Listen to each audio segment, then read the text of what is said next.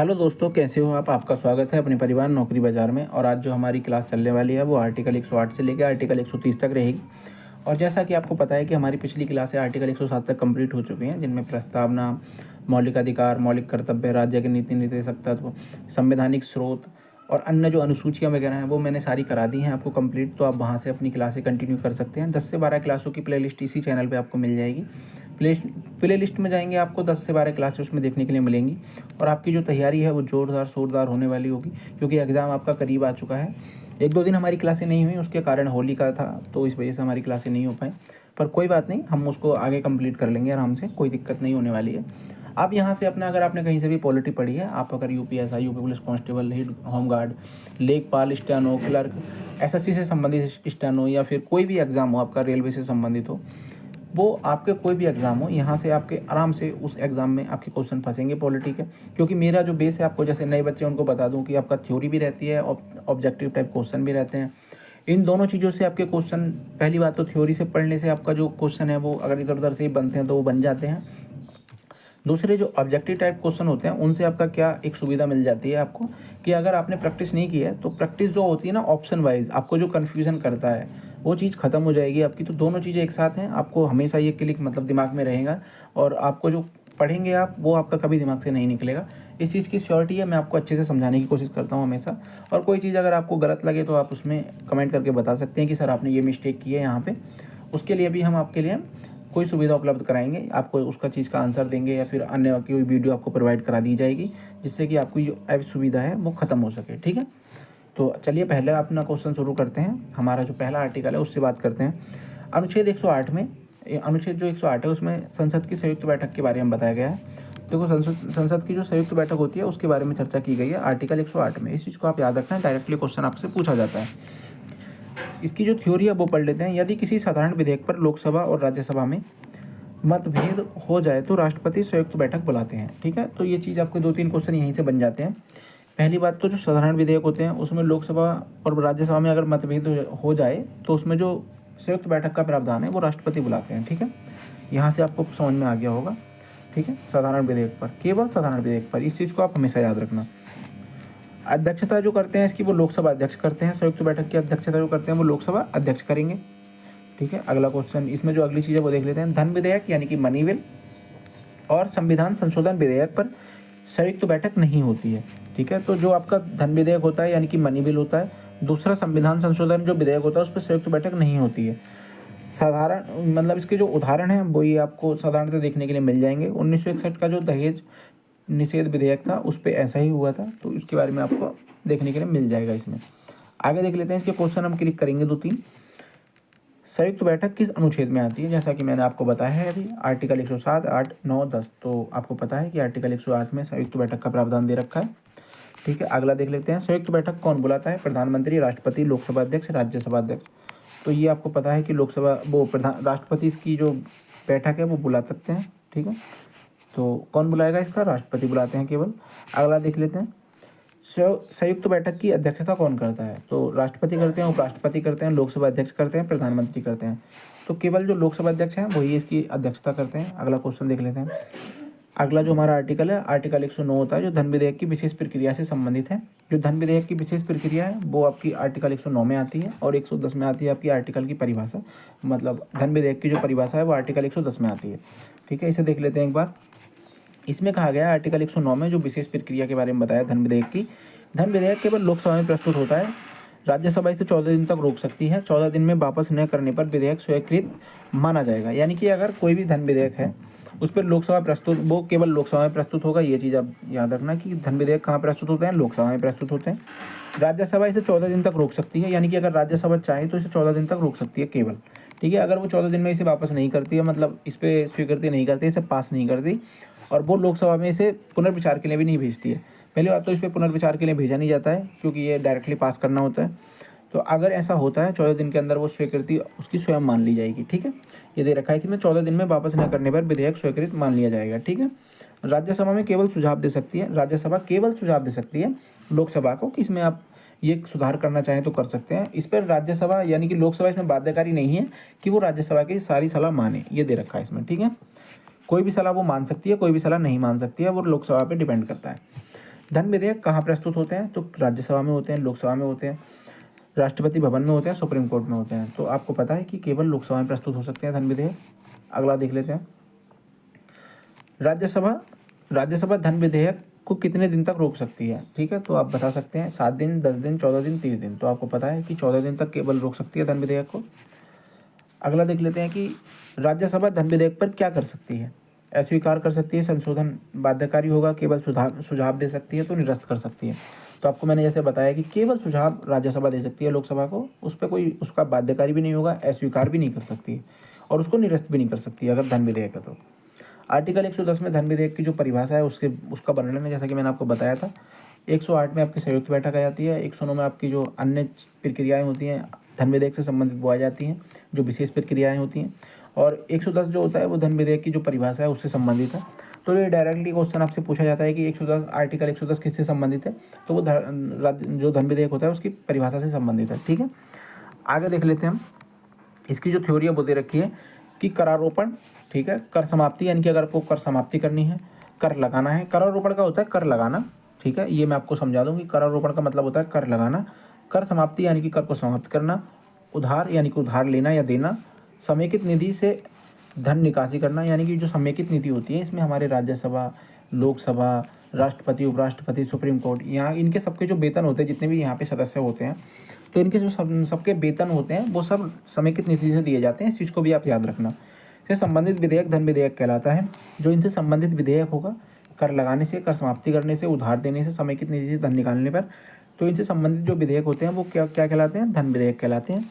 अंतिम निर्णय लोकसभा अध्यक्ष का होता है। जो अंतिम निर्णय होगा वो लोकसभा अध्यक्ष का होता है कि विधेयक धन विधेयक है या नहीं है। देखो, अगर कोई भी विधेयक है, अगर वो धन विधेयक है या नहीं है, इसका निर्णय लोकसभा अध्यक्ष करते हैं केवल। इस चीज़ को आप याद रखना, डायरेक्टली आपसे क्वेश्चन पूछ लिया जाएगा। ठीक है, अगला देख लेते हैं इसमें जो क्वेश्चन बनता है।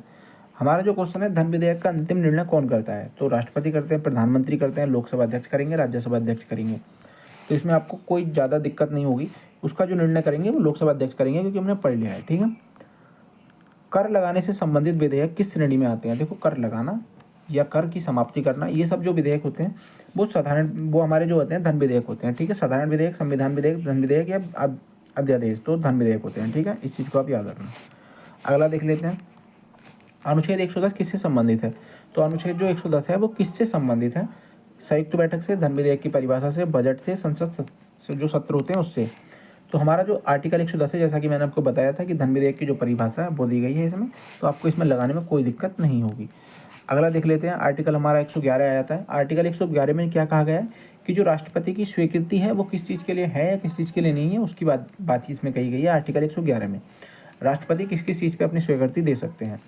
संसद में इसकी थ्योरी देख लेते हैं। संसद से पारित विधेयक राष्ट्रपति को भेजा जाता है, यानी कि संसद से अगर कोई पारित विधेयक है तो वो राष्ट्रपति को भेजा जाएगा। संसद का मतलब होता है राज्यसभा प्लस लोकसभा। उससे अगर पारित हो गया विधेयक तो वो राष्ट्रपति को भेज दिया जाता है। तो राष्ट्रपति की जो चीज़ें होती हैं उसमें वो राष्ट्रपति क्या क्या निर्णय ले सकते हैं उसके बारे में चर्चा की गई है यहाँ पे। स्वीकृति दे सकते हैं, पहली बात कि वो उसको एक्ट बना सकते हैं, यानी कि उसको एक कानून बना के पारित कर सकते हैं। अस्वीकृति यानी कि वो पॉकेट वीटो होती है जो राष्ट्रपति के पास होती है। अगर राष्ट्रपति चाहें तो किसी भी विधेयक को वो अपने पास सुरक्षित रख सकते हैं। ठीक है, तो इसको बोलते हैं पॉकेट वीटो। यहाँ से क्वेश्चन आपके कई बार बने हैं, तो इसको याद रखना। पॉकेट वीटो क्या होती है? राष्ट्रपति किसी भी विधेयक को अपने पास अगर वो रख लेते हैं, उस पर स्वीकृति अपनी नहीं देते और ना ही वो वापस करते उस विधेयक को, तो वो पॉकेट वीटो के रूप में आता है। ठीक है, पुनर्विचार हेतु लौटा सकते हैं। देखो, अगर वो चाहें तो उसे पुनर्विचार के लिए लौटा सकते हैं, ये चीज़ भी है।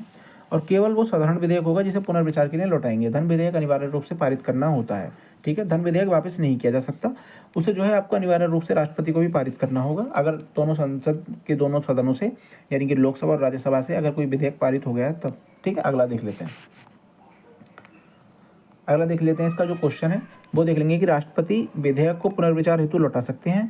तो पुनर्विचार हेतु लौटा सकते हैं, हाँ। साधारण विधेयक को लौटा सकते हैं, बिल्कुल सही बात है ये। ठीक है, अगला देख लेते हैं इसका।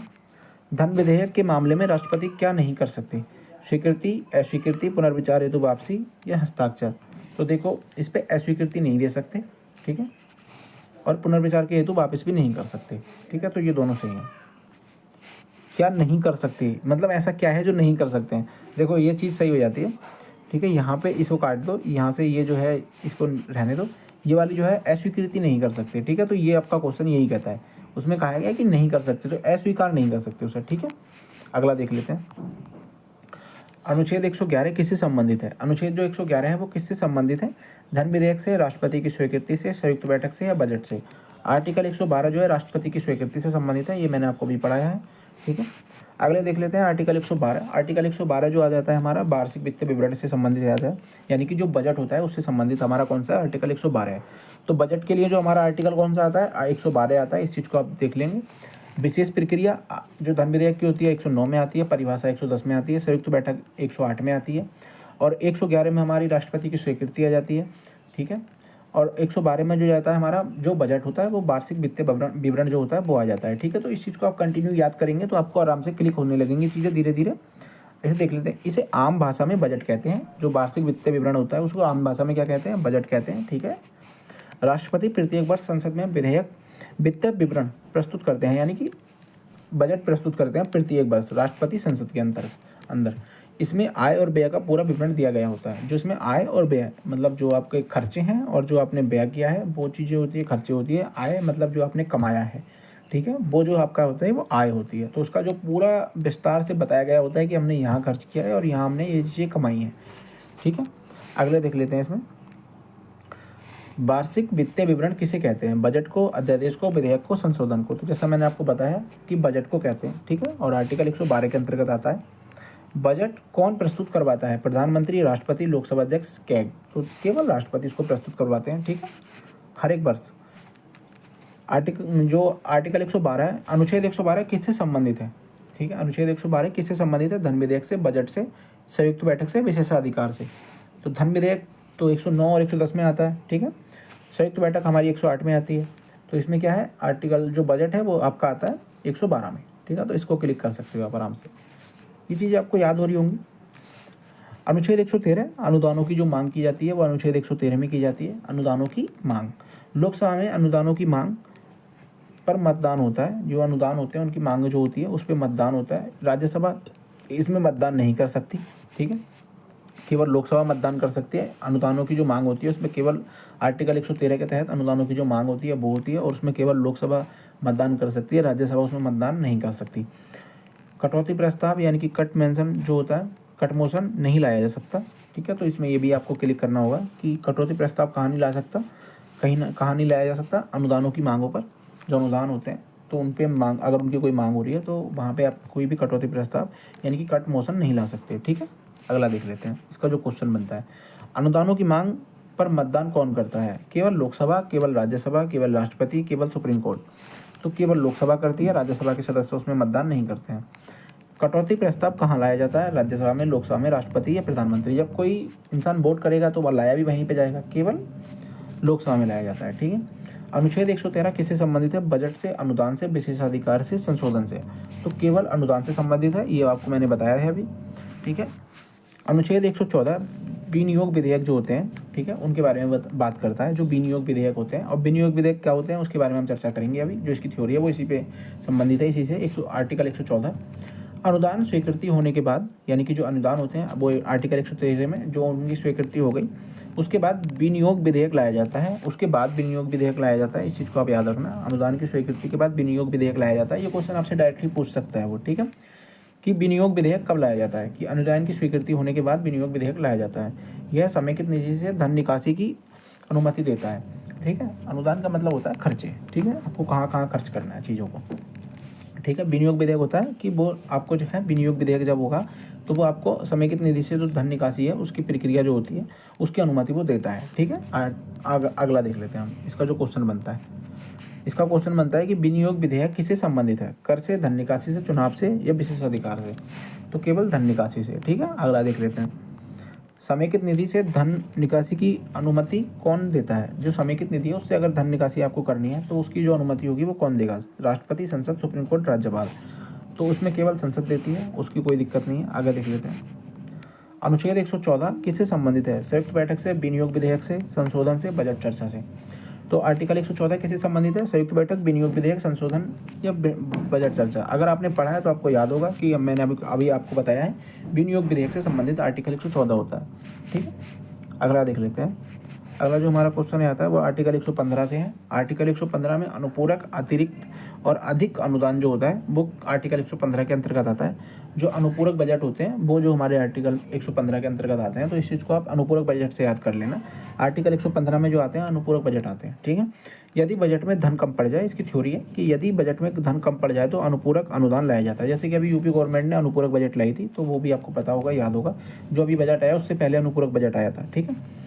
यदि बजट में धन कम पड़ जाए, यानी कि अगर मान लीजिए आपने 100 करोड़ रुपए का अपना जो पहला बजट था वो प्रस्तुत किया और आपके जो खर्चे थे वो 120 करोड़ के थे, तो 20 करोड़ के लिए अगर आपको टाइम है आपका धन मतलब आपका बजट लाने में, तो आप अगर मान लो 4 महीने पहले आपको 20 करोड़ की जरूरत है, तो उस 4 महीने के एरिया के लिए जितना भी खर्चा होगा 20 करोड़, उसके लिए आप जो अपना अनुपूरक बजट है वो ला सकते हो, ठीक है। तो उसे बोलते हैं कम समय के लिए आया हुआ बजट। कौन सा होता है, यानी कि जो प्रथम बजट था उसे पूरा करने या उसके खर्चों को पूरा करने के लिए जो लाया गया बजट होता है बचे हुए समय में, वो अनुपूरक बजट कहलाता है। और उसकी जो परिभाषा है वो आपकी आर्टिकल 115 में दे रखी है, ठीक है। अतिरिक्त या अधिक व्यय के लिए भी संसद में स्वीकृति लेनी होती है, यानी कि अगर आपको अतिरिक्त व्यय करना है किसी भी चीज़ को लेके या उसकी जो अधिक व्यय हो रहा है तो उसकी जो स्वीकृति होगी वो संसद से आपको लेनी होगी। ऐसा नहीं है कि आप मन मर्जी से अपना जो है अनुपूरक बजट लेकर आएंगे और पास कर देंगे, संसद में उसकी प्रस्तुति लानी आवश्यक होती है, ठीक है। देख लेते हैं अगला, अनुपूरक अनुदान कब लाया जाता है। चुनाव के समय धन कम पड़ने पर आपातकाल में संशोधन हेतु। देखो, जब अब हमारे यहाँ धन कम पड़ जाता है किसी भी चीज़ को लेके, किसी भी एक बजट सत्र में, तो उसके लिए हम अनुपूरक बजट लाते हैं, तो उसे धन कम पड़ने पर लाया जाता है, ठीक है। अगला देख लेते हैं, अतिरिक्त अनुदान किससे स्वीकृत होता है। जो अतिरिक्त अनुदान होता है वो किससे स्वीकृत होता है, राष्ट्रपति से, संसद से, सुप्रीम कोर्ट से, राज्यपाल से। तो हमारा जो होता है अतिरिक्त अनुदान किससे स्वीकृत किया जाता है, वो संसद के द्वारा स्वीकृत किया जाएगा हमारा। अगर संसद कहेगी तभी आप अनुपूरक बजट प्रस्तुत कर सकते हो, यानी कि अगर वहाँ से पास होता है तो, ठीक है। अगला देख लेते हैं, अनुच्छेद जो 115 किससे संबंधित है, संयुक्त बैठक से, धन विधेयक से, अनुपूरक अनुदान से, विशेषाधिकार से। तो किससे संबंधित है हमारा, अनुपूरक अनुदान से, ठीक है, जो कुछ समय के लिए लाया जाता है। अगला देख लेते हैं हम, जो अनुच्छेद 116 है, लेखानुदान, प्रत्यनुदान और अपवादानुदान, यानी कि अपवाद के लिए जो अनुदान लाया जाता है, प्रत्यनुदान यानी कि पूरे पहले वाले को पूरा करने के लिए, और लेखानुदान यानी कि लेखानुदान जो लिखा हुआ होता है, ठीक है, उसके लिए जो हमारा आर्टिकल आता है वो हमारा आर्टिकल आता है 116। इस चीज़ को आप याद कर लेना, लेखानुदान, प्रत्यनुदान और अपवादानुदान, ठीक है, जिसमें अपवाद जैसे कि हम कहते हैं किसी चीज़ में भी अपवाद है, तो उसके लिए जो चीज़ें होती हैं वो ऐसा ही अनुदान जो कहलाता है वो हमारा अपवादानुदान कहलाता है। तो उसमें आपको डरने की कोई ज़रूरत नहीं है, ऐसा कोई क्वेश्चन आपसे नहीं पूछेगा जो आपको इस थ्योरी से अलग हो, ठीक है। अगला देख लेते हैं, इसमें जो क्वेश्चन बनते हैं हमारे वो बनते हैं, यह विशेष प्रकार के अनुदान है जब सामान्य बजट प्रक्रिया पूरी नहीं हुई हो। यानी कि इन जो भी जितने भी ये अनुदान दिए जाते हैं तीनों प्रकार के, जैसे लेखानुदान हो गया, प्रत्यनुदान हो गया, अपवादानुदान हो गया, ये तीनों जो अनुदान होते हैं हमारे, वो ये विशेष प्रक्रिया के, ये क्या कह रहा है, यह विशेष प्रकार के अनुदान होते हैं, यानी कि इनको बजट के तौर पे नहीं देखते, इन्हें विशेष प्रकार के बजट के तौर पे देखा जाता है। जब सामान्य बजट, जो हमारा सामान्य बजट होता है, जब सामान्य बजट प्रक्रिया पूरी नहीं हुई हो, यानी कि जो सामान्य बजट है उसमें देरी हो, तब ये चीज़ें लाई जाती हैं।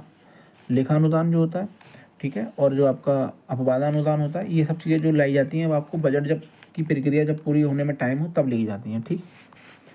लेखानुदान यानी कि वोट ऑन अकाउंट, ठीक है, लेखानुदान का मतलब होता है वोट ऑन अकाउंट, अपने अकाउंट से वोट करना, ठीक है। जब पूर्ण बजट पारित नहीं हुआ हो तो अस्थायी, ठीक है, अस्थायी खर्च की अनुमति, ठीक है।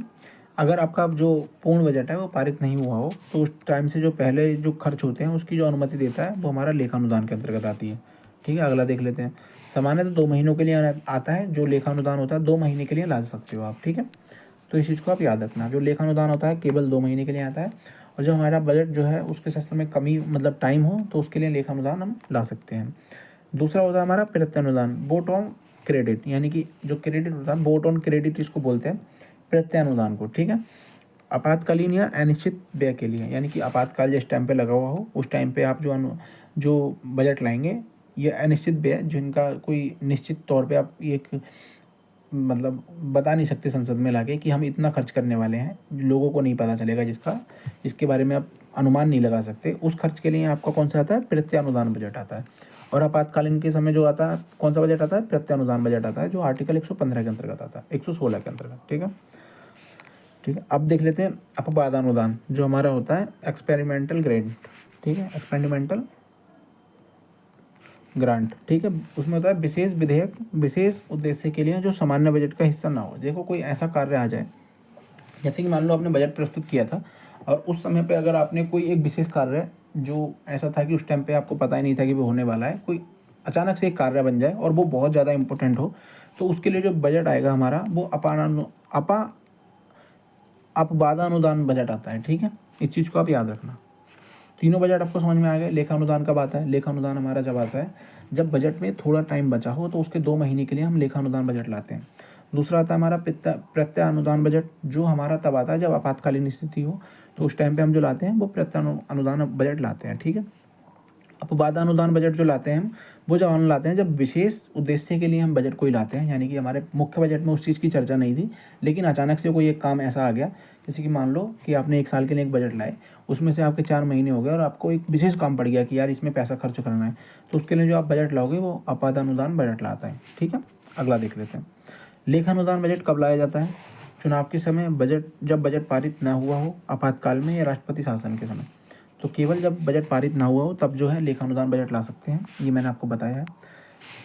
प्रत्यय अनुदान बजट किससे संबंधित होता है?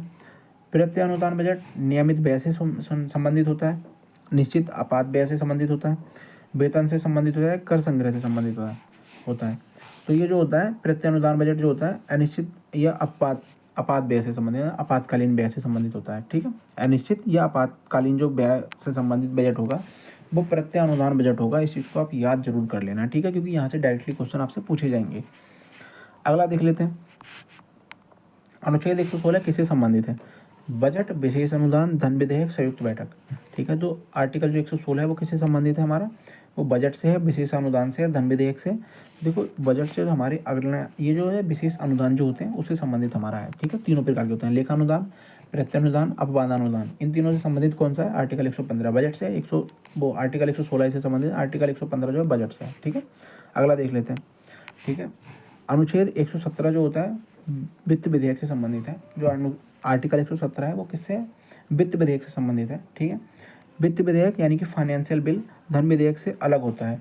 ठीक है, इसमें ये बात की गई है आर्टिकल 117 में कि जो आपका धन विधेयक है जिसमें 109 आर्टिकल और 110 में दे रखा है, तो उससे जो संबंधित है वो वित्त विधेयक नहीं होता है, वो उससे थोड़ा सा अलग होता है। और वो किस में आता है? वित्त विधेयक आपका आता है वो आर्टिकल 117 के अंतर्गत आता है। ये क्वेश्चन आप याद कर लेना, क्योंकि ये क्वेश्चन आपको डायरेक्टली पूछे जाएंगे। इसलिए मैं कह रहा था कि आप जो है ना कहीं से भी आपने पढ़ रखा हो, यहाँ से आप पढ़ेंगे तो आपको कुछ चीज़ें नहीं मिलेंगी, ये आपको एग्जाम में बहुत ज़्यादा हेल्प करने वाली हैं। ठीक है, इसमें कर संबंधी प्रावधान हो सकते हैं पर केवल धन विधेयक जैसा नहीं। ठीक है, इसमें कर संबंधी प्रावधान हो सकते हैं वित्त विधेयक में, लेकिन ये धन विधेयक जैसा विधेयक नहीं होता है, इसको आप याद रखना है। ठीक है, अगला देख लेते हैं। इसे राष्ट्रपति की पूर्व अनुशंसा से प्रस्तुत किया जाता है, यानी कि राष्ट्रपति की पूर्व अनुमति लेनी पड़ती है, उसके बाद में प्रस्तुत होता है। ठीक है, हर धन विधेयक वित्त विधेयक है। जो हर धन विधेयक होता है वो वित्त विधेयक हो सकता है, हर धन विधेयक वित्त विधेयक हो सकता है, क्योंकि उसमें पैसे की बात कही गई है, यानी कि पैसे के जो खर्चा है उसकी बात की जाती है। पर हर वित्त विधेयक धन विधेयक नहीं होता, इस चीज़ को आप याद रखना कि क्या हर वित्त विधेयक धन विधेयक होता है? ऐसा नहीं है। क्या हर धन विधेयक वित्त विधेयक होता है? हाँ, धन विधेयक वित्त विधेयक हो सकता है, लेकिन वित्त विधेयक धन विधेयक नहीं हो सकता, इस चीज़ को आप याद रखना। अगला देख लेते हैं, वित्त विधेयक प्रस्तुत करने से पहले किसकी अनुशंसा आवश्यक है, यानी कि किसकी अनुमति आवश्यक है? राष्ट्रपति, लोकसभा अध्यक्ष, राज्यसभा अध्यक्ष या प्रधानमंत्री? तो केवल राष्ट्रपति की। ठीक है, धन विधेयक में लोकसभा अध्यक्ष की, धन विधेयक तो वही डिसाइड करेंगे, लेकिन वित्त विधेयक है तो राष्ट्रपति की मंजूरी पहले लेनी पड़ेगी आपको। अगला देख लेते हैं, क्या हर वित्त विधेयक धन विधेयक होता है? जो हर वित्त विधेयक है वो धन विधेयक होगा? ठीक है, तो ऐसा नहीं है, क्योंकि धन विधेयक और वित्त विधेयक अलग हो सकते हैं, इसमें पहले ही कहा गया है। ठीक है, तो अगला देख लेते हैं, नहीं। आर्टिकल 117 किससे संबंधित है? आर्टिकल जो 117 है वो किससे संबंधित है? विशेषाधिकार से, वित्त विधेयक से, संयुक्त बैठक से, संशोधन से।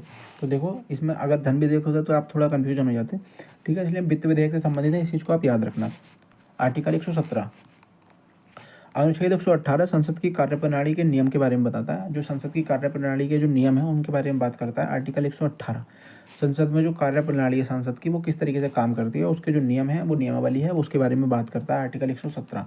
वो 118। 117 में क्या है, वित्त विधेयक, ठीक है। 118 हमारी संसद की जो कार्यप्रणाली है उसके नियम के बारे में बात करेगा। संसद अपने कार्य संचालन के नियम स्वयं बनाती है। देखो, उनको किसी से पूछने की जरूरत नहीं है, संसद जो है वो खुद अपने नियम बनाएगी कि मुझे कैसे काम करना है, कैसे नहीं करना है।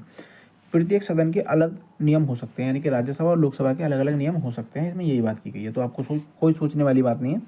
इसके क्वेश्चन देख लेते हैं। संसद के कार्य संचालन के नियम कौन बनाता है? तो आपको पता था कि राष्ट्रपति, सुप्रीम कोर्ट, संसद स्वयं बनाती है, प्रधानमंत्री बनाते हैं। तो केवल संसद अपने स्वयं नियम बनाती है। संसद के जो कानून होते हैं वो खुद पे ही लागू करने के लिए खुद ही बनाने होते हैं, ठीक है। अगला देख लेते हैं। क्या लोकसभा और राज्यसभा के नियम अलग हो सकते हैं? हाँ, हो सकते हैं।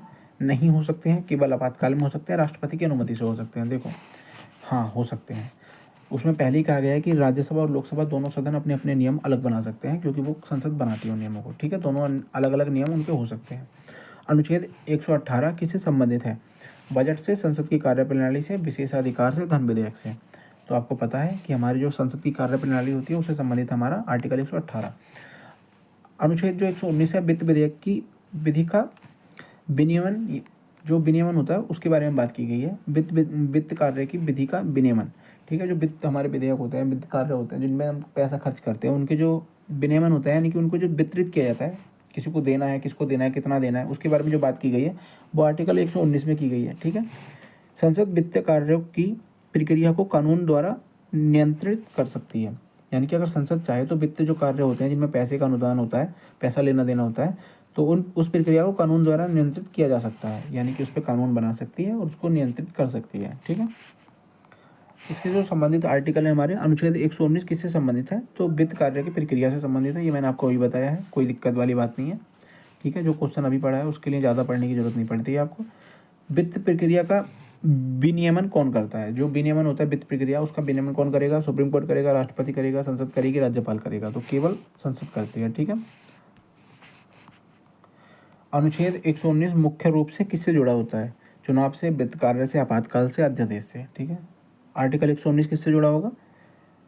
ठीक है, ये होगा आपका वित्त कार्य से, ठीक है। अगले देख लेते हैं, क्योंकि इसमें पैसे की बात की गई है, ठीक है। अनुच्छेद 120 संसद में जो भाषा है, संसद में वो क्या, किस तरीके की भाषा होगी, कैसी भाषा होगी और उस भाषा को कब तक लागू रखा जाएगा, वो सब चीज़ें जो करी गई हैं हमारी आर्टिकल 120 में की गई हैं, ठीक है। आर्टिकल 120 हमारी संसद की भाषा को परिभाषित करता है। उसमें देख लेते हैं, संसद में हिंदी या अंग्रेजी भाषा का प्रयोग होता है, ठीक है। इस चीज़ को आप याद रखना कि संसद में दोनों भाषाओं का प्रयोग हो सकता है, हिंदी का भी और इंग्लिश का भी। अध्यक्ष की अनुमति से अन्य भाषा भी यहाँ पे मान्य होती है। अगर अध्यक्ष अनुमति देंगे तो कोई भी जो सदस्य होता है, क्योंकि हमारा जो इंडिया है उसमें बहुत सारी भाषाएं बोली जाती हैं, क्योंकि साउथ की लैंग्वेज अलग है, बिहार की अलग है और मध्य प्रदेश की अलग है, या फिर ऐसे कह सकते हो आप एरिया वाइज। उत्तरी भारत में अलग लैंग्वेज होती हैं, दक्षिणी भारत में बहुत सारी अलग लैंग्वेज होती हैं। उसके बाद भी इन जो दो क्षेत्र होते हैं, जैसे उत्तरी भारत और दक्षिणी भारत, साउथ इंडिया और नॉर्थ इंडिया, इन दोनों की अपनी क्षेत्रीय लैंग्वेज अलग अलग होती हैं। मैथिली, भोजपुरी, ये सब चीज़ें, जो अवधी, बघेली, ये सब चीज़ें जो लैंग्वेज होती हैं वो अपनी, अगर और वो उनको अध्यक्ष अनुमति देंगे तो उस टाइम पे वो अपनी भाषा में बात कर सकते हैं, जो भी संसद के या राज्यसभा के सदस्य होते हैं, ठीक है। जो आर्टिकल 120 में उनको अनुमति दी जाती है। अगर कोई भाषा उनको, अगर इंग्लिश आती है तो वो इंग्लिश में भी बात कर सकते हैं, कोई दिक्कत नहीं। हिंदी इंग्लिश तो मतलब कर ही सकते हो उसमें तो आप, लेकिन आप चाहो तो आप अपनी भाषा जो क्षेत्रीय भाषा है उसमें भी बात कर सकते हो, ठीक है। संसद में मुख्य रूप से कौन सी भाषाएं प्रयोग होती हैं? ठीक है, जो मुख्य रूप है उस रूप से कौन सी भाषाएं प्रयोग होती हैं? तो केवल हमारी हिंदी होती है, केवल अंग्रेजी होती है, हिंदी और अंग्रेजी दोनों होती हैं। ये सभी भारतीय भाषाएं होती हैं। देखो, मुख्य रूप से अगर आपसे पूछेगा तो केवल हिंदी और अंग्रेजी यूज होती है। अगर सभी भाषाओं के बारे में पूछता तो मुख्य रूप से नहीं देता, ठीक है। वो बोलता संसद में सामान्यतः कौन सी भाषाएं प्रयोग हो सकती हैं, इस तरीके से आपसे पूछता तो आप कह देते कि सभी भारतीय भाषाएं, अगर सामान्य क्वेश्चन है। मुख्य रूप से पूछेगा तो हिंदी इंग्लिश ही आपको लगाना है। अन्य भाषा के प्रयोग की अनुमति कौन देता है? जो अन्य भाषाएं हैं उनके जो प्रयोग हैं उनकी अनुमति कौन देता है? राष्ट्रपति, प्रधानमंत्री, अध्यक्ष, सभापति या फिर सुप्रीम कोर्ट? देखो, इसमें सिंपल सी बात है, आपको समझ में आ गया होगा कि अध्यक्ष या सभापति, यानी कि अगर आप लोकसभा में बैठे हैं तो उनके जो अनुमति देगा वो अध्यक्ष देगा, और अगर आप राज्यसभा में बैठे हैं तो उनकी जो अनुमति देगा बोलने की वो आपको सभापति देंगे कि आप कौन सी लैंग्वेज में बात कर सकते हैं, क्षेत्रीय भाषा में बात कर सकते हैं या नहीं। अनुच्छेद 120 किससे संबंधित है? वित्त से, भाषा से, संशोधन से, संयुक्त बैठक से। देखो, ये सब चीज़ें जो होती हैं हमारी भाषा से संबंधित है, जो आर्टिकल 120 के अंतर्गत आती हैं। अगला देख लेते हैं। अनुच्छेद 121 न्यायाधीशों के आचरण पर चर्चा होती है। जो न्यायाधीशों का जो आचरण है उसकी जो चर्चा की गई है वो आर्टिकल 121 में की गई है कि वो आचरण किस तरीके का होना चाहिए और किस तरीके का नहीं होना चाहिए, ठीक है। उसके बारे में बताया गया है आर्टिकल 121 में। संसद में सुप्रीम कोर्ट या हाई कोर्ट के न्यायाधीशों के आचरण पर चर्चा नहीं होगी, यानी कि अगर आपके संसद में सुप्रीम कोर्ट या हाई कोर्ट के न्यायाधीशों के पर जो चर्चा होगी वो नहीं होगी, ठीक है। देखो इसमें ये कहा गया है, सिंपल आपको नॉर्मल लैंग्वेज में मैं बता दूं कि अगर राज्यसभा है या लोकसभा है, उसमें आप जो है न्यायाधीशों के जो आचरण होता है, जो उनकी मतलब कार्यशैली होती है, उस पर आप चर्चा नहीं कर सकते, ठीक है। इस बारे में बात की गई है कि वो बहुत बुरे हैं, जब आप बोलने लगो संसद में खड़े हो गए कि यार उनको तो ऐसे हैं वैसे हैं, वो ऐसे आप उन पर जो चर्चा नहीं होगी, आपने सुना भी नहीं होगा कभी, ठीक है। अब बात होते हैं महाभियोग की जब प्रक्रिया होती है, तो उस टाइम पे जो है आप उसमें चर्चा कर सकते हैं संसद में कि हमारे जो न्यायाधीश हैं उन पर महाभियोग लगा, वो इस कारण से लग रहा है कि वो ऐसे कर रहे हैं या इतनी चीज़ें गलत की हैं, संविधान का जो उल्लंघन किया है, ठीक है। तो इस चीज़ के लिए आप उस पर चर्चा कर सकते हो सिर्फ अपवाद के रूप में, वो भी महाभियोग की प्रक्रिया के दौरान। अन्य किसी भी चीज़ पे संसद के जो आचरण होते हैं, संसद मतलब सुप्रीम कोर्ट के जो न्यायाधीश होते हैं, उनके आचरण पर कोई चर्चा आप नहीं कर सकते। आर्टिकल 121 में कहा गया है संसद में न्यायाधीशों के आचरण पर चर्चा कब हो सकती है? कभी नहीं, महाभियोग के समय, आपातकाल में, राष्ट्रपति की अनुमति से। तो केवल महाभियोग के समय, मैंने अभी बताया आपको। अनुच्छेद 121 किससे संबंधित है? विशेषाधिकार से, न्यायपालिका से, न्यायाधीशों के आचरण पर चर्चा से, संशोधन से, ठीक है। तो आर्टिकल 121 जो है हमारे, वो न्यायपालिका जो न्यायाधीश होते हैं उनके आचरण से संबंधित होता है, तो चर्चा किससे संबंधित है, ठीक है। सामान्य स्थिति में न्यायाधीश के आचरण पर चर्चा क्यों नहीं होती है? जो सामान्य स्थिति होती है उस टाइम पे आप जो है न्यायाधीशों के जो आचरण होते हैं उन पर चर्चा क्यों नहीं कर सकते? संसद का नियम कहता है, संविधान का प्रावधान है, और क्या कहता है, राष्ट्रपति आदेश दे सकते हैं, सुप्रीम कोर्ट का आदेश है। देखो इसमें जो है संविधान का एक प्रावधान है, ये आर्टिकल 121 में जो संविधान में लिखा गया है वो एक तरीके से प्रावधान होता है, तो जो है उस पर चर्चा इसलिए नहीं हो सकती क्योंकि वो संविधान का एक प्रावधान है, ठीक है। अगला देख लेते हैं। अनुच्छेद 122 संसद की कार्यवाही पर न्यायालय हस्तक्षेप नहीं करेगा। आर्टिकल 122 में जो है वो ये कहा गया है कि संसद की जो कार्रवाई होगी उस पर जो है न्यायालय वो हस्तक्षेप नहीं करेगा। देखो दोनों आर्टिकल आप कंटिन्यू इसको आप रिलेट कर सकते हो कि 121 में तो संसद सुप्रीम कोर्ट के जो न्यायाधीश होंगे या मतलब न्यायालय के न्यायाधीश होंगे उस पर आप चर्चा नहीं करोगे उनके आचरण पे। 122 में कह दिया गया कि आप सुप्रीम कोर्ट को भी ये आदेश दिया गया कि वो भी 122 के तहत संसद के जो कार्रवाई होंगी उन पर न्यायालय कोई भी हस्तक्षेप नहीं करेगा, ठीक है। तो इन चीज़ों को आप रिलेट कर सकते हो। 21 में सुप्रीम कोर्ट के बारे में कहा गया, न्यायाधीशों के बारे में, उनके आचरण पर चर्चा नहीं हो सकती, और 22 में कोई भी सांसद है उसकी जो कार्रवाई के समय न्यायालय जो है हस्तक्षेप नहीं करेगा कि उसमें क्या कार्रवाई हो रही है संसद में, ठीक है। देख लेते हैं अगला, इसकी थोड़ी पढ़ लेते हैं पहले। संसद की कार्यवाही को, संसद की जो कार्रवाई होती है उसको न्यायालय में चुनौती नहीं दी जा सकती, ये सही बात है। आपको पता है कि संसद में कितनी चीज़ें हो सकती हैं, पर उस पर जो है न्यायालय कभी भी अपने जो है निर्णय नहीं देगा, उस पर कार्रवाई नहीं की जाएगी, ठीक है। प्रक्रिया की वैधता पर प्रश्न नहीं उठाया जाएगा, यानी कि प्रक्रिया वैध है या अवैध है उसकी जो है उस पर आप प्रश्न जो न्यायालय है वो नहीं उठा सकता, वो संसद अपने आप निपटेगी, ठीक है, उस चीज़ को लेकर। संसद की कार्यवाही पर न्यायालय हस्तक्षेप क्यों नहीं कर सकता? जो संसद की कार्यवाही है उस पर जो न्यायालय है वो हस्तक्षेप क्यों नहीं कर सकता? राष्ट्रपति का आदेश है, संविधान का प्रावधान है, संसद की अनुमति है, प्रधानमंत्री का आदेश है।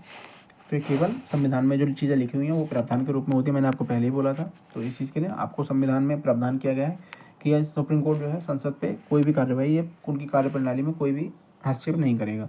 अनुच्छेद 122 किससे संबंधित है? न्यायिक समीक्षा से, संसद की कार्रवाई से, बजट से, संशोधन से। तो संसद की जो कार्रवाई होती है उससे संबंधित हमारा आर्टिकल 122।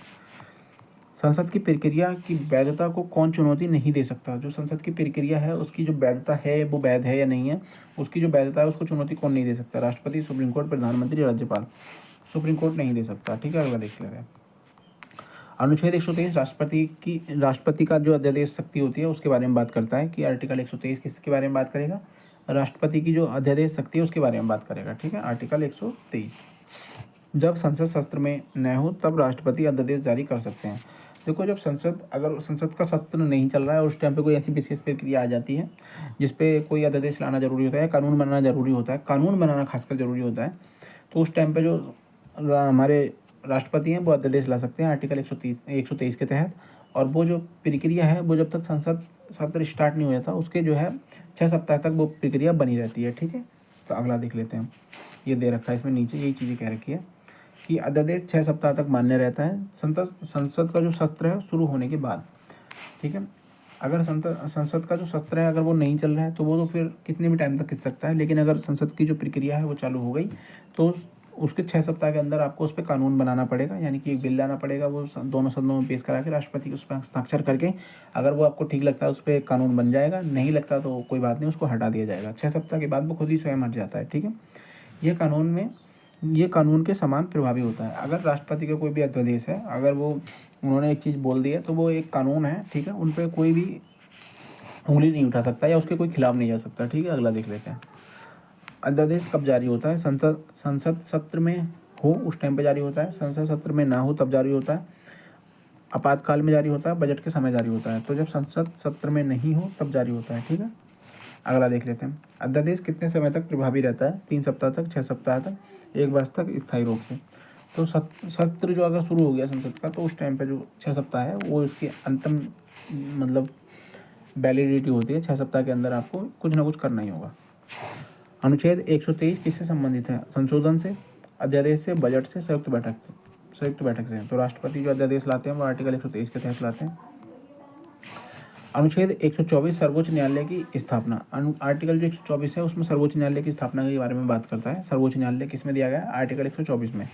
भारत में सर्वोच्च न्यायालय की जो स्थापना है वो आर्टिकल 124 के तहत होती है, उसमें कोई दिक्कत नहीं है। मुख्य न्यायाधीश और अन्य न्यायाधीशों की जो नियुक्ति होती है वो भी आर्टिकल 124 के तहत ही होती है, ठीक है। सर्वोच्च न्यायालय की स्थापना किस अनुच्छेद में वर्णित है? आर्टिकल 123, 24, 25, 26, तो 124 के अंतर्गत होती है, ठीक है। तो ये चीज़ आपको याद हो गई होगी। अगला देख लेते हैं। सर्वोच्च न्यायालय के मुख्य न्यायाधीश की नियुक्ति कौन करता है? जो सर्वोच्च न्यायालय है उनके जो मुख्य न्यायाधीश हैं उनकी नियुक्ति कौन करेगा? प्रधानमंत्री, राष्ट्रपति, संसद, सुप्रीम कोर्ट। सर्वोच्च न्यायालय के मुख्य न्यायाधीशों की नियुक्ति जो करते हैं वो राष्ट्रपति करते हैं। इस चीज़ को ध्यान रखना है, ठीक है। अनुच्छेद 124 किससे संबंधित है? न्यायपालिका से, वित्त से यानी कि वित्त विधेयक से, और आपका संशोधन से, अध्यादेश से। तो आर्टिकल 124 जो हमारा वो हमारा किससे? संशोधन से। आर्टिकल 124 तो हमारा सुप्रीम कोर्ट से है। तो ये तो गलत हो गया, ये तो चारों ऑप्शन गलत है, इनको काट दो। मैं क्या कह गया है, ठीक है। तो आर्टिकल 124 किससे है? जो हमारा सुप्रीम कोर्ट है उसका गठन की बात की गई है और जो न्यायाधीशों हैं उनकी नियुक्ति की बात की गई है। तो इसमें चारों ऑप्शन गलत हैं, तो ये आप काट सकते हो, ठीक है। ये शायद गलत आ गया। अगला देख लेते हैं। अनुच्छेद 125 न्यायाधीशों का वेतन। आर्टिकल 125 में जो न्यायाधीशों का वेतन है उसकी बात की गई है, क्योंकि नियुक्ति जो होती है और जो सुप्रीम कोर्ट है हमारा वो आर्टिकल 124 में आ जाता है। उसके बाद में हमारा रहता है वेतन, वो आर्टिकल 125 के अंतर्गत आ जाता है। तो इसमें कहा गया है कि सर्वोच्च न्यायालय के न्यायाधीशों के वेतन का प्रावधान है वो आर्टिकल 125 में दे रखा है। वेतन संसद द्वारा निर्धारित होता है कि संसद जो वेतन, देखो संसद का खुद का वेतन है वो भी संसद निर्धारित करती है। अन्य किसी का ही वेतन है तो कौन निर्धारित करेगा? संसद करेगी, ठीक है।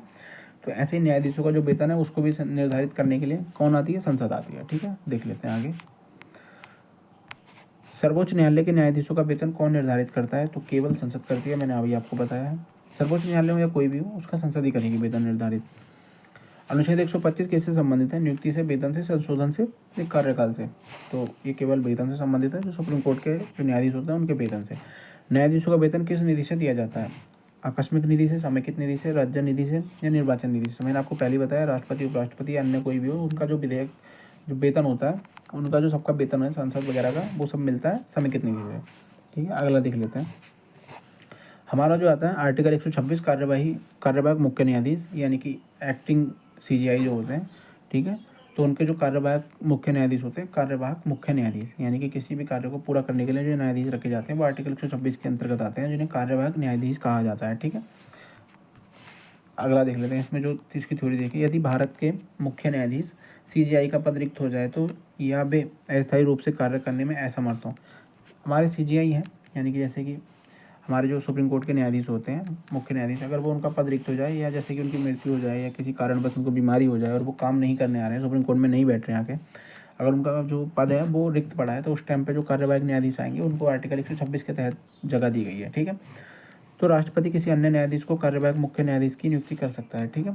तो इसमें यही कहा गया है कि राष्ट्रपति अगर चाहे तो वो किसी कार्यवाहक मुख्य न्यायाधीश की नियुक्ति कर सकता है, क्योंकि हमारे यहाँ काम बहुत है, खाली तो नहीं रख सकते पद को। नियुक्ति राष्ट्रपति करते हैं, यह अस्थायी व्यवस्था होती है, यानी कि इसको स्थायी रूप से आप कंटिन्यू नहीं कर सकते। अगर वो ठीक हो जाएंगे जो मुख्य न्यायाधीश हैं तो वो अपनी जगह आके बैठ जाएंगे, इनको जो है फिर जाना पड़ेगा, ठीक है। ये अस्थायी रूप से होती है। इसका जो अगला क्वेश्चन बनता है वो ये है कि कार्यवाहक मुख्य न्यायाधीश की नियुक्ति कौन करता है? तो कार्यवाहक मुख्य न्यायाधीश की प्रधानमंत्री, राष्ट्रपति, संसद, वित्त मंत्री। तो केवल राष्ट्रपति करते हैं। अगला देख लेते हैं। अनुच्छेद 126 किससे संबंधित है? अनुच्छेद जो 126 है वो किससे संबंधित है? न्यायाधीशों का वेतन, कार्यवाहक मुख्य न्यायाधीश, सर्वोच्च न्यायालय का स्थान, अतिरिक्त न्यायाधीश। ठीक है, तो इसमें होता है कार्यवाहक न्यायाधीश। देखो कभी कभी ना मैं बताऊँ आपसे, मेरी जो क्लास है उसमें थोड़ा आपको लैंग्वेज में हल्की मिस्टेक लग जाएगी उसमें, पता है क्यों? क्योंकि ये क्लासें यार अनकट होती हैं, इसमें मैं एडिटिंग नहीं करता। जैसे मैं क्लास शुरू करता हूँ, जब लास्ट होती है तभी मेरी ज़बान रुकती है, उससे पहले नहीं रुकती है। मैं लगातार बोलता हूँ, इसलिए कभी कभी क्या होता है आपको ना, या तो क्लास जब आप शुरू कर रहे हो तो थोड़ी बहुत दिक्कत होती है, और बीच बीच में कभी कभी क्या होता है कि कुछ शब्द जो होते हैं दिमाग में एकदम से क्लिक नहीं हो पाते। तो वहाँ पे अगर कभी कोई दिक्कत लगे तो आप इसको इग्नोर कर देना, क्योंकि मेरी क्लास में एडिटिंग नहीं होती है, डायरेक्टली मतलब ऐसे लाइव चलाते हैं ना, ये क्लास वैसे ही आपके लिए है। इसको अनकट क्लास है, इसको कोई भी मतलब एडिटिंग या कोई भी इस तरीके की चीज़ें नहीं होती हैं क्लास में। तो आप इस चीज़ को हमेशा सपोर्ट करने के लिए आपका बहुत बहुत धन्यवाद, जितना आपने सपोर्ट किया है। और जो बच्चे नए जुड़ रहे हैं वो इस क्लास को देखें। अब मैं बोल रहा हूँ आपको कि आपको नए क्वेश्चन देखने के लिए मिलेंगे, आपका हेजिटेशन खत्म होगा। सही बात तो ये है, ठीक है। आपने अगर कहीं से भी रिवीजन कर रखा है तो आप यहाँ से कर लीजिए एक बार। आपने कहीं से ही पढ़ रखा है, रिवीजन करिए आप यहाँ से आके, आपको बहुत सारे क्वेश्चन नहीं मिलेंगे, आपको चीज़ें समझने में ज़्यादा आएंगी यहाँ पे। ठीक है, अगला देख लेते हैं। कार्यवाहक मुख्य न्यायाधीश कब नियुक्त किए जाते हैं? जब संसद सत्र में हो, जब संसद सत्र में न हो, ठीक है, जब सीजीआई का पद रिक्त या असमर्थ हो वो कार्य करने में, आपातकाल में, या चुनाव के समय। तो देखो जो हमारे कार्यवाहक जो राष्ट्रपति उनको नियुक्त करते हैं कार्यवाहक न्यायाधीश को, वो करते हैं जब सीजीआई का पद रिक्त हो या कार्य करने में असमर्थ हो सीजीआई हमारे। ठीक है, सीजीआई का मतलब होता है chief justice of India, chief justice of India. ठीक है, जो भारत के सुप्रीम कोर्ट के मुख्य न्यायाधीश होते हैं उनको सीजीआई बोला जाता है। ठीक है, तो इस बात को आप याद रखना। अनुच्छेद 127 जो होता है वो तदर्थ न्यायाधीश होते हैं। एड हॉक जज जो होते हैं वो एड हॉक जज बोलते हैं तदर्थ न्यायाधीश को। ठीक है, तो आर्टिकल 127 में इनकी बात की गई है, और हम देख लेते हैं इनके ये कौन होते हैं, क्या होते हैं। ठीक है, यदि सर्वोच्च न्यायालय में न्यायाधीशों की संख्या पर्याप्त न हो तो मुख्य न्यायाधीश राष्ट्रपति की अनुमति से किसी उच्च न्यायालय के न्यायाधीश को तदर्थ यानी कि एड हॉक के रूप में न्यायाधीश नियुक्त कर सकता है। देखो ऐसा होता है ना, मान लो सुप्रीम कोर्ट में बहुत सारा काम चल रहा है, अब वहाँ पे क्या है कि वहाँ पे 2-4 न्यायाधीश जो है उनकी रिक्ति हो गई है और उनका जो है अभी चुनाव नहीं कर पा रहे हैं या फिर काम ज़्यादा है, तो उस स्थिति में भी आप ला सकते हो। ठीक है, और वहाँ पे क्या है काम बहुत ज़्यादा हो रहा है, तो जो सर्वोच्च न्यायालय के न्यायाधीश होते हैं वो राष्ट्रपति की से जो है मतलब बात करेंगे, उनकी अनुमति लेंगे, और वहाँ पे जो है जो उच्च न्यायालय के न्यायाधीश होते हैं जहाँ पे काम कम हो, किसी भी न्यायाधीश क्या किसी भी हाईकोर्ट के न्यायालय में, जो राज्य के न्यायालय होते हैं, अगर उनमें कोई काम कम है तो वहाँ से आपको कुछ न्यायाधीश ले लिए जाएंगे, चाहे 2 हों, 4 हों, 10 हों, 20 हों, उनकी संख्या कितनी भी हो सकती है, अगर उनको कार्य निपटाना है तो जितने रिक्त होंगे। ठीक है, तो वहाँ पे उनकी नियुक्ति की जाती है। वो आर्टिकल हमारी आती है 127 के अंतर्गत, ये आपको दे रखा है कि 27 के अंतर्गत आपके तदर्थ न्यायाधीश होते हैं, एड हॉक जज जिनको बोलते हैं। ठीक है, देख लेते हैं अगला इसमें क्वेश्चन क्या बनते हैं। और इनको यही कहा गया है कि उनकी नियुक्ति जो की जाती है राष्ट्रपति की अनुमति से की जाती है। यह अस्थायी नियुक्ति होती है, यानी कि फिर अगर उनका काम खत्म हो जाएगा तो दोबारा जो है अपने हाई कोर्ट में चले जाएंगे जहाँ से वो आए थे। ठीक है, लेकिन जिस टाइम तक वो उस पद पे रहेंगे तब तक उनको वेतन मान जितने भी चीज़ें होंगी वो उस पद के अनुसार मिलेंगी जिस पद पे वो बैठे हैं। ठीक है, संबंधित न्यायाधीश की सहमति आवश्यक होती है। जो संबंधित न्यायाधीश होते हैं उनकी जो सहमति है वो आवश्यक होती है। ठीक है, अगला देख लेते हैं। मतलब जो भी न्यायाधीश वहाँ पे आ रहे हैं उनकी जो सहमति है वो आवश्यक होगी। तदर्थ न्यायाधीश किस न्यायालय के लिए जा सकते हैं? जिला न्यायालय के लिए जा सकते हैं, उच्च न्यायालय के जा सकते हैं, लोक अदालत के लिए जा सकते हैं, या सैन्य न्यायालय के जा सकते हैं। मतलब इसमें ये कह रहा है कि जो तदर्थ न्यायाधीश होते हैं वो किस न्यायालय से लिए जा सकते हैं सुप्रीम कोर्ट में, तो केवल लिए जा सकते हैं उच्च न्यायालय से। ठीक है, आप अगर जिले के न्यायालय को न्यायाधीश को वहाँ ले जाओगे तो यार वो कहाँ से संभालेगा, उसके पास जो चीज़ें हैं वो क्राइटेरिया पूरा नहीं करता है। ठीक है, उच्च न्यायालय का जो न्यायाधीश होता है वो क्राइटेरिया पूरा करेगा। अन्य देख लेते हैं। अनुच्छेद 127 किससे संबंधित है? अनुच्छेद 127 किससे संबंधित है? तदर्थ न्यायाधीश से, कार्यवाहक यानी कि सीजीआई से, जो कार्यवाहक होते हैं जो 126 है हमारा, वेतन से या स्थान से। तो देखो ये होता है हमारा तदर्थ न्यायाधीश से संबंधित। ठीक है, अगला देख लेते हैं। तदर्थ न्यायाधीश जो हमारे तदर्थ न्यायाधीश होते हैं की नियुक्ति के लिए किसकी अनुमति आवश्यक है? तो हम तदर्थ न्यायाधीशों की जो नियुक्ति होती है उसके लिए किसकी अनुमति आवश्यक होती है? प्रधानमंत्री, राष्ट्रपति, लोकसभा अध्यक्ष, राज्यपाल। तो किसकी अनुमति लेनी पड़ती है? राष्ट्रपति की। अगला देख लेते हैं। अनुच्छेद 128 सेवानिवृत्त न्यायाधीशों की उपस्थिति। आर्टिकल 128 में दे रखा है जो सेवानिवृत्त न्यायाधीश होते हैं उनकी जो उपस्थिति है उनके बारे में बात की गई है कि मुख्य न्यायाधीश राष्ट्रपति की सहमति से सर्वोच्च न्यायालय के सेवानिवृत्त जो न्यायाधीश होते हैं उनके न्यायालय में बैठने और कार्य करने के लिए आमंत्रित कर सकते हैं।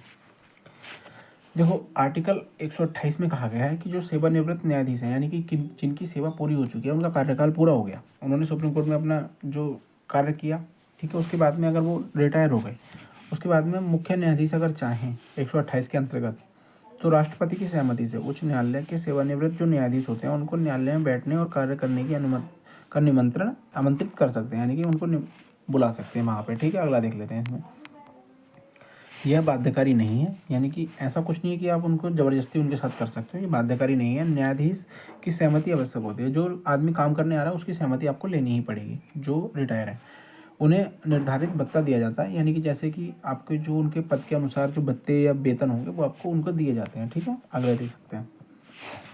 सेवानिवृत्त न्यायाधीश को पुनः बैठने की अनुमति कौन देता है? संसद, राष्ट्रपति की सहमति से सीजीआई। देखो, राष्ट्रपति की सहमति से सीजीआई वो इस निर्णय को लेते हैं। ठीक है। अनुच्छेद 128 किससे संबंधित है? अतिरिक्त न्यायाधीश से, सेवानिवृत्त न्यायाधीश से, वेतन से, ये संबंधित जो संशोधन से। तो देखो ये होता है सेवानिवृत्त न्यायाधीश से संबंधित, आर्टिकल 128। ठीक है। क्या सेवानिवृत्त न्यायाधीश को कार्य करने के लिए सहमति देनी होती है? जो सेवानिवृत्त न्यायाधीश होते हैं उनको जो कार्य करने हैं उनके लिए उनकी सहमति देनी होती है। तो हाँ, बिल्कुल देनी पड़ेगी सहमति। अगर आप नहीं देंगे तो कैसे काम चलेगा? ज़बरदस्ती तो आपसे कोई काम नहीं कराएगा। अनुच्छेद 129 सर्वोच्च न्यायालय अभिलेख न्यायालय, यानी कि कोर्ट ऑफ रिकॉर्ड। सर्वोच्च न्यायालय एक अभिलेख न्यायालय, ये हमारा आर्टिकल 129 कहता है। ठीक है, तो इस चीज़ को आप याद रखना। सर्वोच्च न्यायालय कहाँ दिया गया है? आर्टिकल 124 में दिया गया है। और सर्वोच्च न्यायालय एक अभिलेख न्यायालय है, इसके बारे में क्या बात की गई है? आर्टिकल 129 में की गई है। ठीक है। 125 में वेतन की बात की गई है। 126 में आपके जो आते हैं वो कार्यवाहक न्यायाधीश आ जाते हैं। ठीक है। 127 में जो आते हैं आपके तदर्थ न्यायाधीश आते हैं। 128 में जो आते हैं आपके जो रिटायर जज होते हैं उनको दोबारा नियुक्ति के लिए राष्ट्रपति से अनुमति लेनी होती है। तो वो सब चीज़ें दी गई हैं। 129 में आपका जो आता है सर्वोच्च न्यायालय अभिलेख न्यायालय, इसके बारे में चर्चा की गई है। इन चीज़ों को आप रिलेट करके पढ़ेंगे तो आपको याद होंगी। मेरे भी याद ऐसी ही होती हैं जब मैं रिलेट करके चीज़ों को पढ़ता हूँ। तो जब भी मैंने पढ़ी हैं तो रिलेट करके चीज़ें पढ़ी हैं, जल्दी याद हो जाती हैं। दोनों चीज़ें मैं हमेशा एक साथ पढ़ता हूँ, चाहे वो थ्योरी हो चाहे ऑब्जेक्टिव क्वेश्चन हो। जिस चीज़ की मैं थ्योरी पढ़ता हूँ उसके ऑब्जेक्टिव टाइप क्वेश्चन जरूर लगाता हूँ, जिससे कि चीज़ें मेरी कंटिन्यू बनी रहें। ठीक है, तो देख लेते हैं। सर्वोच्च न्यायालय एक सुप्रीम कोर्ट है, एक जो मतलब कोर्ट ऑफ रिकॉर्ड है, यानी कि ये जो है लिखित न्यायालय के रूप में काम करता है। इसके निर्णयों को साक्ष्य के रूप में माना जाता है। ठीक है, जो इसके निर्णय होते हैं उनको साक्ष्य यानी कि सबूत के तौर पे आप पेश कर सकते हैं। सर्वोच्च न्यायालय एक कौन सा कोर्ट ऑफ रिकॉर्ड है, यानी कि वो जो है आपका लिखित न्यायालय के रूप में काम करता है। इसे अवमानना यानी कि कोर्ट ऑफ कंटेम्प्ट, ठीक है, कंटेम्प्ट ऑफ कोर्ट के लिए दंड देने की शक्ति है। आपने अगर इसके निर्णय के खिलाफ कोई भी काम किया तो इसको जो है दंड देने की उस पर शक्ति है। ठीक है, अगर इसके निर्णय है वो लिखित होते हैं, पहली बात। दूसरी जो बात है इसमें कि अगर उसकी आप निर्णय की अवमानना करोगे तो वो उस पर आपकी जो है कार्रवाई कर सकता है या आपको सजा दे सकता है। ठीक है। कोर्ट ऑफ रिकॉर्ड का जो अर्थ होता है वो क्या होता है? कोर्ट ऑफ रिकॉर्ड यानी कि जो लिखित न्यायालय होते हैं, ठीक है, उनका जो मतलब अर्थ होता है वो होता है निर्णय स्थायी रिकॉर्ड होते हैं, यानी कि जो रिकॉर्डिंग होती है उनकी वो होती है कि उनको लिखित रूप से निर्णयों को लिखा जाता है। अवमानना के लिए दंड की शक्ति दी जाती है, तो इसलिए इनको जो कोर्ट ऑफ रिकॉर्ड कहा जाता है। ठीक है। कोर्ट ऑफ रिकॉर्ड का अर्थ क्या है? देखो, मैंने आपको बताया केवल रिकॉर्ड रखना, अवमानना की शक्ति नहीं, दंड प्लस जो अवमानना पे दंड दिया जाता है वो, और रिकॉर्ड दोनों, तो ये दोनों शक्तियाँ इसमें होती हैं, इसलिए इसे कोर्ट ऑफ रिकॉर्ड कहा जाता है। ठीक है। अनुच्छेद 129 किससे संबंधित है? तो कोर्ट ऑफ रिकॉर्ड से संबंधित है। इस चीज़ को आप कोई काट ही नहीं सकता। ठीक है, अगला देख लेते हैं। अवमानना के लिए दंड देने की शक्ति किसके पास है? अगर अवमानना कर रहा है कोई भी व्यक्ति सुप्रीम कोर्ट के निर्णय की, तो उसके लिए जो दंड दे सकता है वो कौन दे सकता है? संसद, राष्ट्रपति, सर्वोच्च न्यायालय। देखो, अवमानना आप जिसको आप गाली दोगे वही आपको दंड भी देगा। ठीक है, तो सुप्रीम कोर्ट आपको दंड दे सकता है। ठीक है। अनुच्छेद 130 सर्वोच्च न्यायालय का स्थान। ठीक है, अनुच्छेद 130 सर्वोच्च न्यायालय का जो स्थान होता है उसके बारे में की बात की गई है कि सर्वोच्च न्यायालय का जो स्थान है वो कैसे कैसे हम परिवर्तित कर सकते हैं, उसका जो स्थान है वो कहाँ पर है, इसके बारे में हमारा जो बताता है आर्टिकल 130 बताता है। तो 24 से 30 तक आपको याद करा दिए मैंने, आपको याद हो जाएंगे आराम से। ठीक है, अगला देख लेते हैं। सर्वोच्च न्यायालय का मुख्यालय नई दिल्ली में है, बिल्कुल सही बात है। हमारा जो सुप्रीम कोर्ट है वो कहाँ है? नई दिल्ली के अंतर्गत है, अंदर आता है। और जो परंतु राष्ट्रपति या सीजीआई के परामर्श के बाद अन्य स्थान पर भी बैठने की अनुमति दे सकते हैं। देखो, अगर राष्ट्रपति चाहें तो सीजीआई के परामर्श के बाद अन्य स्थान पर भी बैठने की अनुमति दे सकते हैं। यानी कि आप इस चीज़ को ऐसे समझिए कि अगर आपका अभी प्रेजेंट टाइम में जो सुप्रीम कोर्ट है वो दिल्ली के अंतर्गत आता है, ठीक है, दिल्ली में ही है। अगर वो चाहें तो उत्तर प्रदेश के लखनऊ में भी अपना सुप्रीम कोर्ट के जो न्यायाधीश होते हैं उनको बैठने की या वहाँ पे अपने न्यायालय को स्थानांतरित करने की सुविधा जो देते हैं वो राष्ट्रपति जो देते हैं, सीजीआई की जो मदद है वो लेंगे उसमें, या परामर्श लेंगे, और वहाँ पे वो कह देंगे। अगर उनको मान लो कोई केस सुनना है और वो साउथ इंडिया जाना चाहते हैं, आप ये ले लो कि आप वो तमिलनाडु जाना चाहते हैं, तो वहाँ पे भी जा सकते हैं, लेकिन उसमें राष्ट्रपति सीजीआई का परामर्श लेंगे तब वहाँ पे भेजेंगे उनको, ठीक है, कोई भी केस सुनवाई के लिए। आना देख लेते हैं। स्थान तय करने का अधिकार राष्ट्रपति के पास है सीजीआई के परामर्श के बाद, ठीक है। तो स्थान अगर उनका स्थानांतरित करना है, कल को चाहें राष्ट्रपति की हमारा जो हाईकोर्ट है वो दिल्ली से निकल के मुंबई चला जाए तो वो जा सकता है, लेकिन उसमें सीजीआई की परमिशन भी, परामर्श लेना पड़ेगा, ठीक है। सर्वोच्च न्यायालय का मुख्यालय कहाँ है? सर्वोच्च न्यायालय का मुख्यालय कहाँ, मैंने आपको अभी बताया कि आपका कहाँ है, नई दिल्ली में है। अगर उसको मुंबई ले जाना है तो आपको सीजीआई की परमिशन लेनी पड़ेगी, और राष्ट्रपति इस चीज़ को परमिशन को लेंगे तब वो ऐसा कर सकते हैं।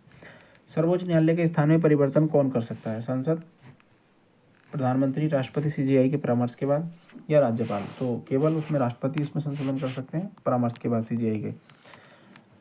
अनुच्छेद 130 किससे संबंधित है? नियुक्ति से, स्थान से, वेतन से, अवमानना से। देखो सुप्रीम कोर्ट का जो सुप्रीम कोर्ट होता है उसका जो स्थान है उससे संबंधित है हमारा आर्टिकल 130। तो हमारी क्लास आज यहीं तक समाप्त होती है।